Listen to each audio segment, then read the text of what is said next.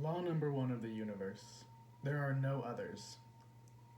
If you understand this, everything else can be inferred. It's very important to understand this very basic truth, which is incontrovertible, that there are no others. Otherwise, all action taken will be taken in ignorance.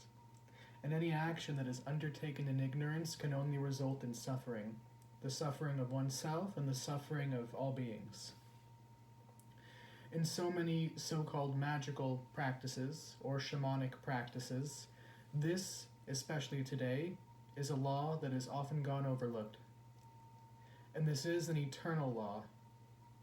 Consciousness itself, formlessness itself, being eternal in its nature, birthless and deathless, everywhere and nowhere, which means nowhere in particular, therefore everywhere, conceivable and inconceivable, has a certain set of eternal implications, which are not separable from the fact of formlessness and timelessness itself. Ignorance of this results in suffering and disharmony. Awareness of this results in harmony, well-being, good fortune, and everything else that is there and implied. It's very important to understand that there are no others. This is the greatest tool of the correction of all ignorance. In so long as you believe there are others, and in so long as you then would like to take and practice some kind of spirituality, even simply living in everyday life. But I know that here I'm talking to people who have either been initiated into the spiritual path through some kind of a shamanic doorway or an otherwise metaphysical doorway of some type or another. And as an initiate on the path, as a devotee, or as somebody who has some kind of spiritual awareness, who would then seek to take the apparent knowledge gained and use it within the field of so-called reality or the world, there are simply certain awarenesses that must be present if this knowledge is not to be abused. And it seems, you correct me if you think I'm wrong, but it seems to me that most apparent knowledge, which seems to me to be purely psychological knowledge, as opposed to the direct knowledge of raw perception of the void itself, which comes from not only the willingness, the fearlessness to perceive the void as it is, but then obviously one's willingness to dive into the void without holding any handrail, and to therefore unite with it, to become one with it, and in so realizing that one always was one with what we have come to call the void, or the great eternal source of everything, the great mystery, nothingness itself, which is not a vain nothingness. We call it emptiness, nothingness, or the void, but it's quite full of raw intelligence, with no birth, no death, no beginning, and no end, from which everything comes and to which everything returns. And the very fact of its nature as formlessness, again, has certain eternal implications. And each of these implications imply all of the other implications. Just like omniscience, omnipotence, and omnipresence. All are self-evident and all imply one another. The very basic, the most immediate realization, of which there are many, they all come up simultaneously, but the most important and salient one to see for the sake of keeping one's practical application of the matter whole, healthy, sane, and in line with that which is claimed as a practitioner or a so-called follower of the path, because to follow the path is to follow the path of wholeness, and to follow the path to truth, to the source of one's own being. Otherwise, one is simply inventing one's own nonsense, one's own trash, one's own garbage, and attempting to impose this upon reality, upon the world, which only results in further distress, pandemonium, disharmony, which is the very situation in which we have currently found ourselves and why we've all been pulled onto the path in the first place, to return to harmony. So if you would return to harmony, you must first recognize the eternal fact, the eternal truth, that there are no others. There is only you, Or you can say there is only spirit, there is only consciousness, or there is only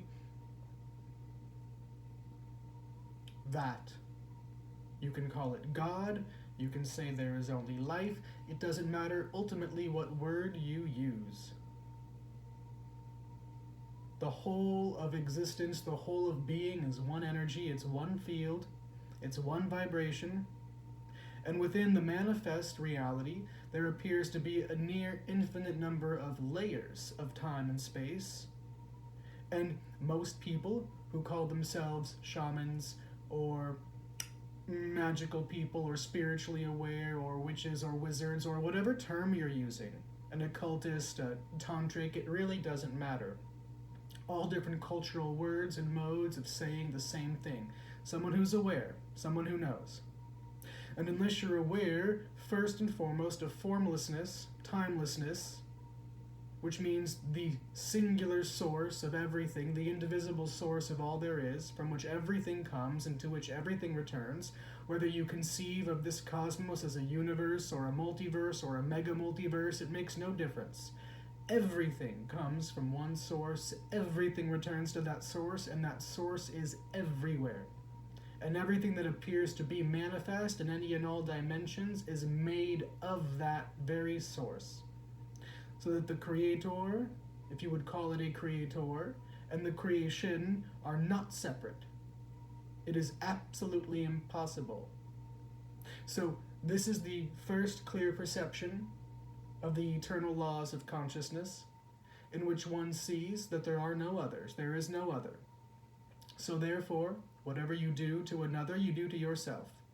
It is absolutely impossible, and here comes the trouble, in the realm of the modern practitioners of what has often been called either shamanism or witchcraft or magic or the occult sciences, people thinking that they can operate out of egotistical desire and bring that into the so-called magical or the spiritual or the occult realm, the realm of the inner sciences, which means you're trying to use the unseen to accomplish the goals of the seen in a way that betrays a lower level of consciousness, which, if one were not an apparent initiate on the path, one would simply be using money for.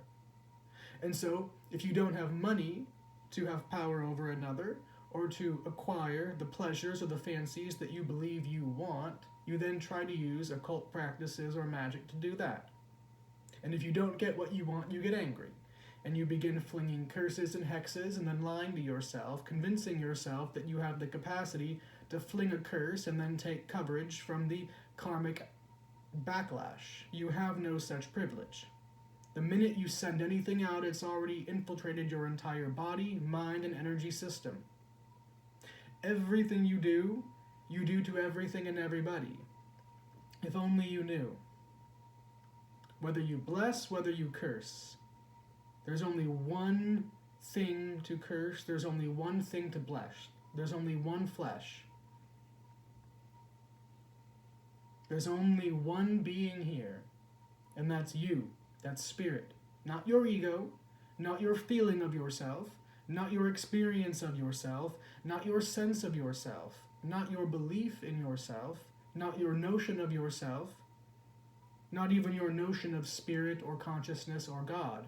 Your notions are meaningless, put them aside. Your ideas are meaningless, put them aside. Your beliefs are meaningless, put them aside. Your feeling about how anything should be or shouldn't be or what you want it to be, meaningless, put it aside. What is. What isn't. You have no power to change that. What is permanent is permanent. What is impermanent is impermanent. You cannot confuse the two and be sane and stable. So, if you are here actually in service of harmony, if you are here actually in service of anchoring in truth, freedom, then you must be absolutely clear and straight-headed about all of this. There are no others. And if you see this, first of all, and if you have had the tenacity to jump into the void, and if you haven't, I suggest you're still merely a candidate asking for admission onto the path. For to truly be in the spiritual way, to really be walking the spiritual way, requires that you jump into the void, to become one with it. That's the beginning, not the end.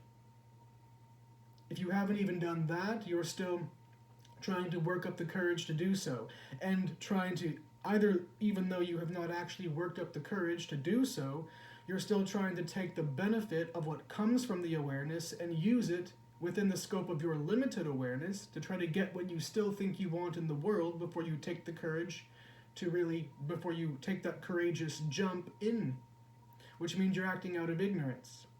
Any spiritual knowledge that you have not acquired through your own direct perception is spiritual knowledge that will not serve you. You can obtain psychological knowledge, academic knowledge, abstract knowledge through other people's work and experience, by reading a book, by hearing a lecture. But spiritual knowledge, which is the only true knowledge there is, can only be acquired directly through your perception, through your clarity of perception. Anything else is secondhand and will not serve you. In clarity of perception, one sees that everything that is needed is right here. The entirety of the cosmos and everything it contains is right here. There is no separation between anything and anybody else. To hold on to that belief is ignorance. To hold on to that belief is an attempt to gain false power over another, which is ignorance, which is arrogance, which is ego. In pure consciousness, everything is seen to be right here. All knowledge, all that is necessary to perceive, to be a full-fledged human being is right here. One need not go anywhere or travel anywhere or engage in any kind of particular kind of study in order to see that which is. And anyway, any kind of books read, any study engaged in, which is of a knowledge that is time-bound, that is of the conditioned mind, that is the knowledge that has a beginning and an end, knowledge that is acquired through the senses, all of that knowledge is vain knowledge unless one has what I've just referred to as spiritual knowledge, which is not knowledge that is the product of thought or memory or time, but a direct perception of that which is whole, complete, timeless, without beginning or end, without birth or death. And when you have this direct perception, you know yourself to be that, and therefore fear is gone. And when fear is relinquished, then and only then can you be in union with the source of what is, with that great void itself, which is love, which is peace, which is truth, revealing itself constantly, incessantly. And in this direct revelation, one sees that one is not separate from anything, nor is anything separate from one. And therefore, one drops one's folly. One ceases to act in a way that is in accord with the old, contracted mode of consciousness, which one was acting out of fear. Acting in, out of fear. And so one's attempt to try to gain power in this world over another, using so-called mystical or shamanic or magical means, is seen to be absolutely silly and foolish. The only power you need, the only thing you need, is the light, is the truth of your own being, of your being itself, which is already here. And once you touch the source of what you really are, you see that everything you've used heretofore, all of your tools, all of your words, all of your so-called initiations, everything you've been through, everything you've acquired, was all simply a support to try to get you to come back to the truth of the source of your own being. And once you touch it, all of those accoutrements, all of those accessories, they simply fall away. They're not needed anymore. You see them actually to be crutches. They always were crutches. You don't need incantations, you don't need spell work, you don't need to do anything. You don't need to engage in rituals, empty rituals. You don't need to do any of that. And so once you touch the source of everything, you see that the only purpose of anything is celebration. What everything is a living celebration of itself. And everything is being taken care of its own accord by the intelligence of the source of creation. You don't need to meddle. And all of your desire-based magic and desire-based shamanic practice that is trying to use magic or occult sciences or awareness of energy, current and flow, to try to bring to you desires of your ego is a destructive practice. And your ego is anyway ignorant. It doesn't really know what it wants. It only thinks it knows what it wants. And so everything and anything that comes from ego is a hostage situation. You're holding yourself hostage and you're trying to take other hostages. And we've now entered into a phase of the cosmos, and anyway, this has been the truth, but now there's no more leeway. You are no longer allowed to use anything from the higher dimensions to achieve lower aims. Did you hear what I said? There is absolutely no permission granted whatsoever to use that awareness and that knowledge that comes from the awareness of intrinsic and inseparable union with everything to create division, separation, warfare, antagonism, and to prolong and to generate suffering.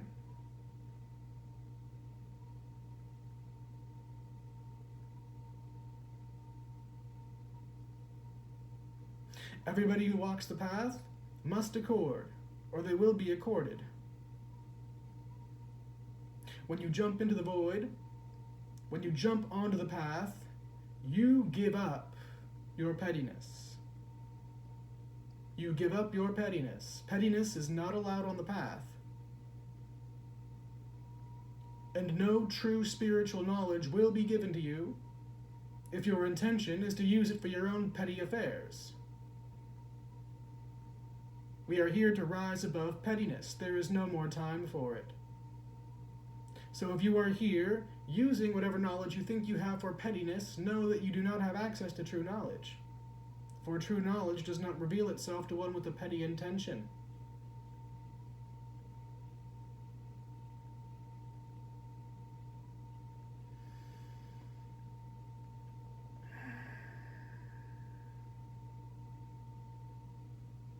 There are no others.